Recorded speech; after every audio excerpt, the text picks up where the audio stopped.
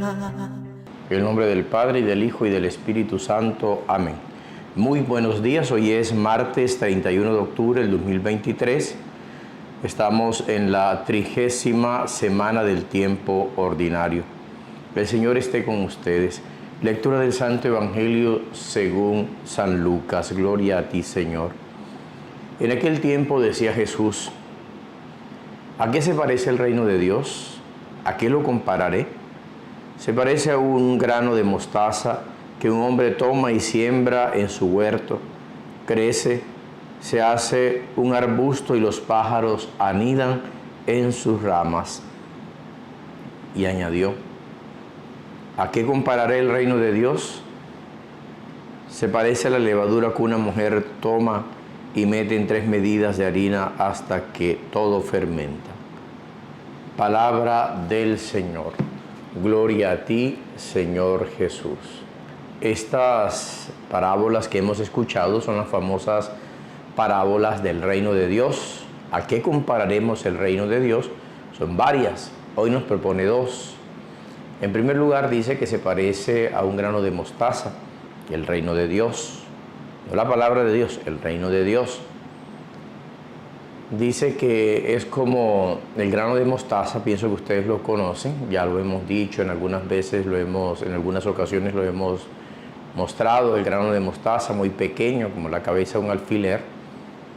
Y dice que se siembra y aunque parezca muy pequeño el grano, crece como un arbusto bastante grande, donde anidan los pájaros. Dice, así es el reino de Dios. El reino de Dios se construye a partir de la iglesia que el Señor dejó, para que el reino de Dios se extienda a todos los seres humanos. Sí, con sus defectos, con sus pecados, pero también con la gracia de ser salida del costado de Cristo y manifestada como sacramento de salvación para la humanidad. ¿A qué compararemos el reino de Dios? La segunda parábola se parece a una medida de harina que se le pone un poco de levadura y fermenta la masa y esta crece. Ustedes lo conocen bien. ¿Cómo es el mecanismo de la levadura?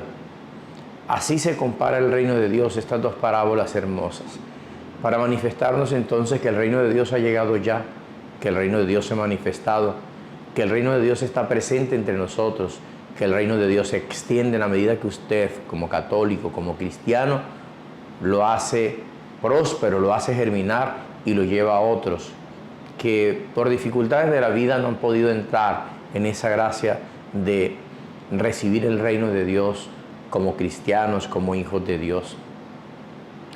Estamos en un mundo en el cual se sufre, se tienen que enfrentar situaciones difíciles de la vida, se tienen que enfrentar enfermedades, situaciones económicas, se tienen que enfrentar momentos de sufrimiento, muertes de los seres queridos, enfermedades. Pero el reino de Dios también se conjuga en medio de todas esas dificultades. No solo también, sino se conjuga principalmente en medio de esas dificultades. Cuando usted y yo asumimos cada situación difícil, cuando usted y yo asumimos la cruz, el reino de Dios se hace presente y visible para manifestarnos que es posible pasar por encima de todos estos sufrimientos, de todos estos dolores, para ver a Cristo Jesús en nuestro corazón, en nuestra vida y en esta humanidad. Que el Señor nos permita construir también nosotros el reino de Dios, que hay que seguirlo construyendo día a día. ¿Y quién lo construye? Ustedes y yo, como cristianos.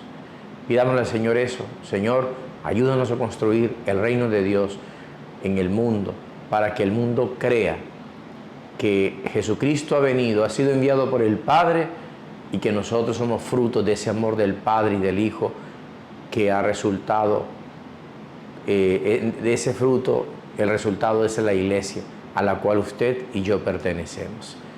Que el Señor los bendiga a todos, en nombre del Padre, y del Hijo, y del Espíritu Santo. Amén.